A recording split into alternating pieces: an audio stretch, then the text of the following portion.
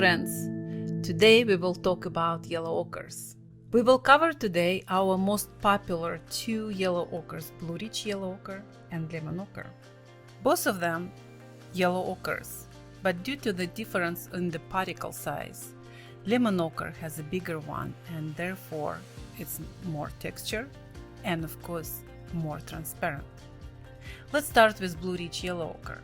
It has smaller particles, so therefore it will take a little bit more oil.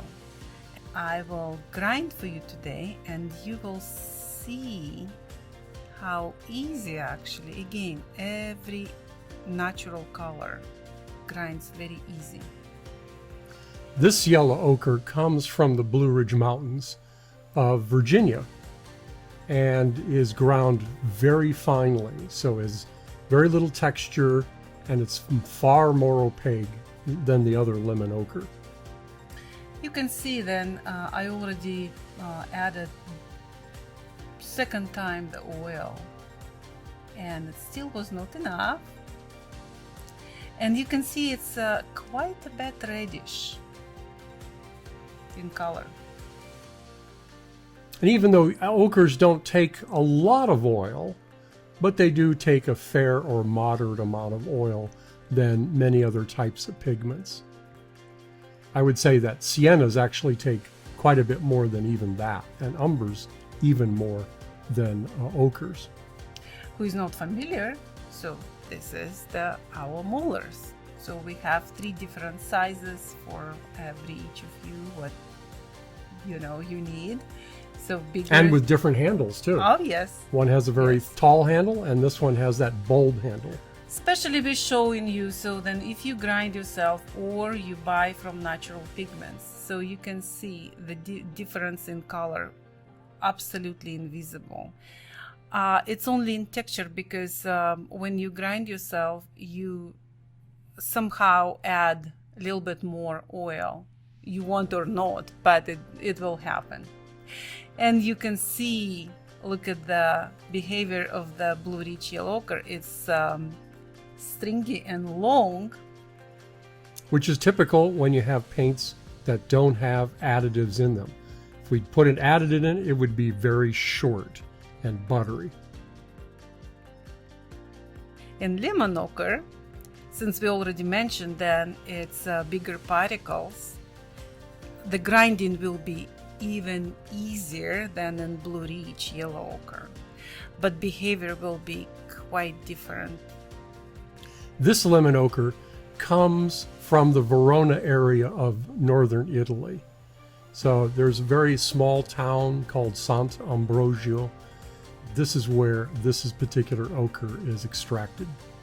If you want to know, we have actually 9 yellow ochres on our website. Today we're covering only 2 of them. They are most popular. That's why we covering today that. And thank you, Constance, for mentioning this to us. And so you wanted to see how 2 of them behave different, how they look. This program especially thanks to you. And of course, if you want to see any of your favorite pigments that are made by Natural Pigments in paint, let us know and subscribe to the Rublev Colours channel so that we can give you more information like this in this series of color notes. If you pay attention, actually for lemon ochre I added it twice less oil than in Blue Ridge yellow ochre. A lot of that has to do with the particle size. Larger particles don't absorb quite as much oil as do finer particles. So by weight, you actually use a little bit less oil. But by volume, it ends up being roughly the same. You can see here, again, from the tube, that's the color, and here's what I grinded.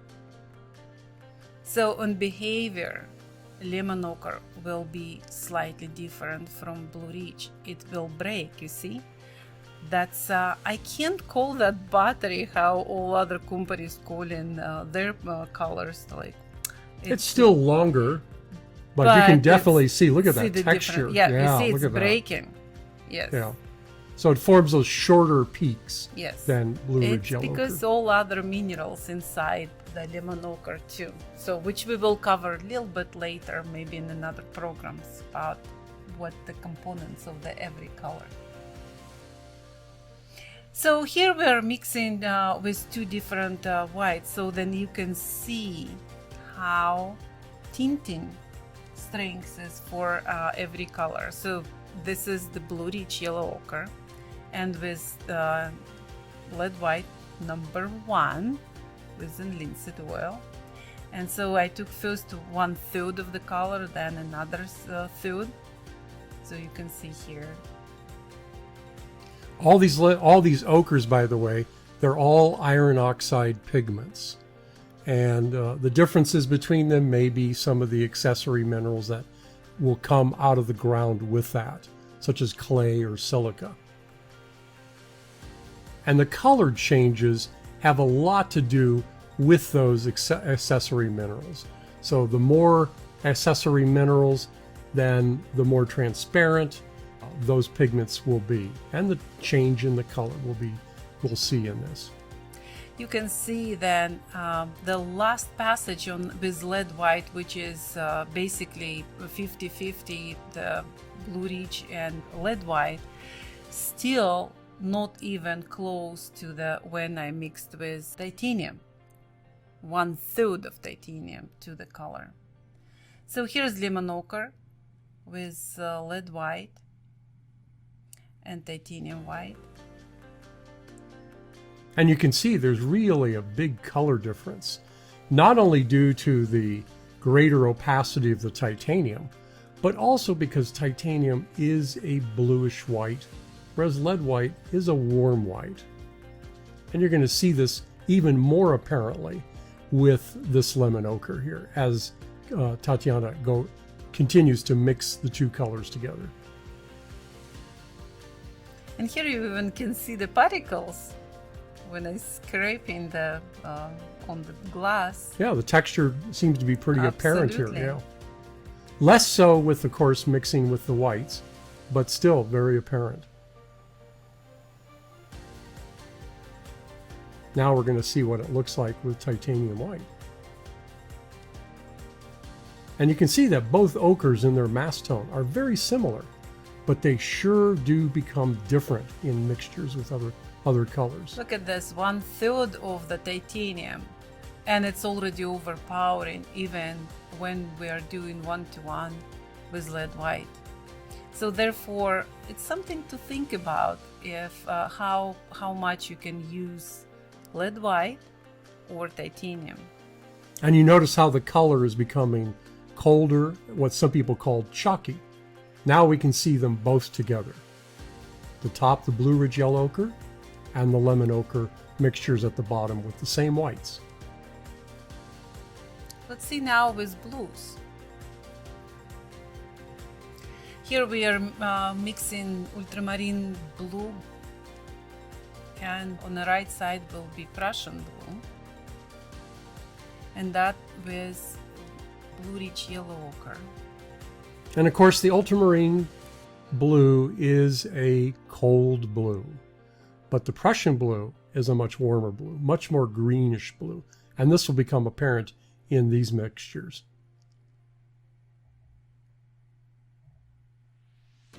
Some of the interesting things about yellow ochres is that they are some of the oldest pigments used by humans. There's examples of ochres in caves, such as in Altamira and in Lascaux, where these were using yellow ochre many thousands of years ago in the Paleolithic era.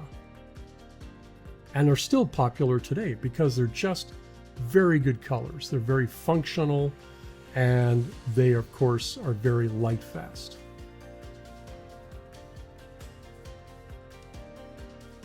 Now we get to see what this looks like in Prussian blue.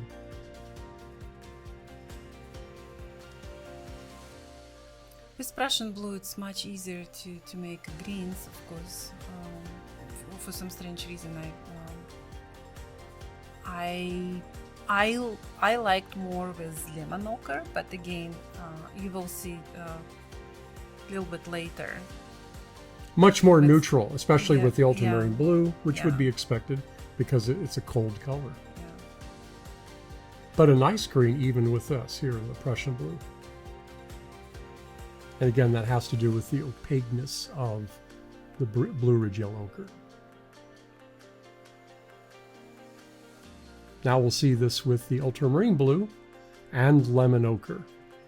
Ultramarine blue here on the left side. And lemon ochre is so transparent, and it's actually took for me a couple attempts to do this because although ultramarine is very transparent too, but it was overpowering very fast.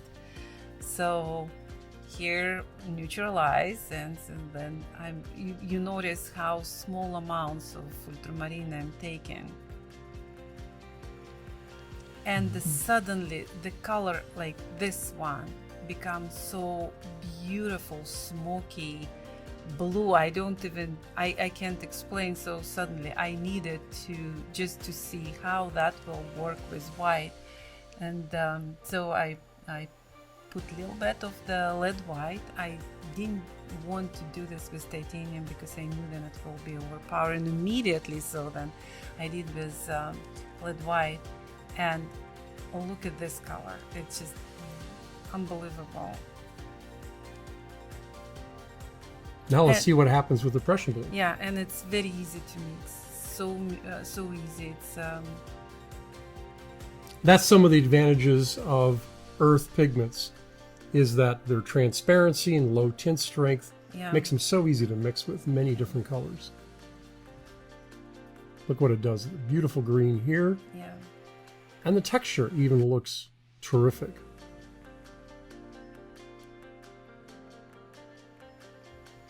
Adds more interest to the paint layer. At least I would think. We are biased, that's why. I would just love to see the individuality of each of these colors.